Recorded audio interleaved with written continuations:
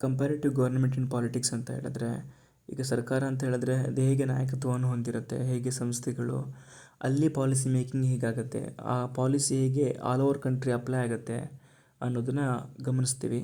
Politics ಅಂತ ಹೇಳಿದ್ರೆ power ಅಥವಾ ಅಧಿಕಾರವನ್ನು ಕೇಂದ್ರವನ್ನಾಗಿರಿಸಿಕೊಂಡು ಅಧ್ಯಯನ ಮಾಡುವುದನ್ನು ಪವರ್ ಅಥವಾ ಪಾಲಿಟಿಕ್ಸ್ ಅಂತ ಕರಿತೀವಿ.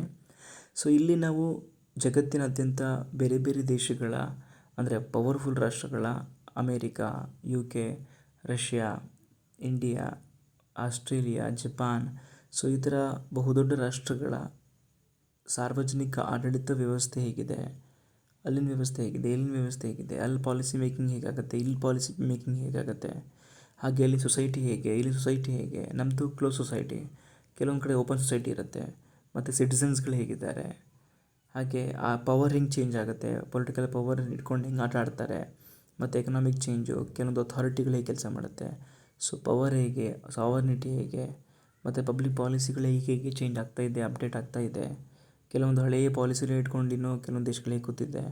ಸೊ ಕೆಲವೊಂದು ಪೊಲಿಟಿಕಲ್ ಇನ್ಸ್ಟಿಟ್ಯೂಷನ್ಸ್ಗಳು ಎಷ್ಟು ಸ್ಟ್ರಾಂಗ್ ಆಗಿರುತ್ತೆ.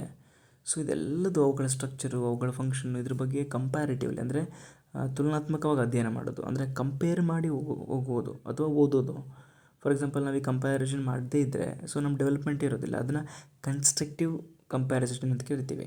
ಅಂತ ಹೇಳಿದ್ರೆ ಒಂದು ಅಭಿವೃದ್ಧಿಯಾಗಿ ಅಥವಾ ಆರೋಗ್ಯಕರವಾಗಿರುವಂಥ ಒಂದು ಕಂಪ್ಯಾರಿಸನ್ ಇರಬೇಕು ಅಂತ ಕರಿತೀವಿ. ಸೊ ಹೀಗೆ ಒಂದು ದೇಶ ಮತ್ತೊಂದು ದೇಶನ ಎಕ್ಸಾಂಪಲಾಗಿ ತೊಗೊಂಡು ಅರ್ಥ ಮಾಡಿಕೊಂಡು ಅಭಿವೃದ್ಧಿಯನ್ನು ಹೊಂದೋದನ್ನು ನಾವು CGP ಅಥವಾ ಕಂಪ್ಯಾರಿಟಿವ್ ಗೌರ್ಮೆಂಟ್ ಆ್ಯಂಡ್ ಪಾಲಿಟಿಕ್ಸ್ ಅಂತ ಕರಿತೀವಿ.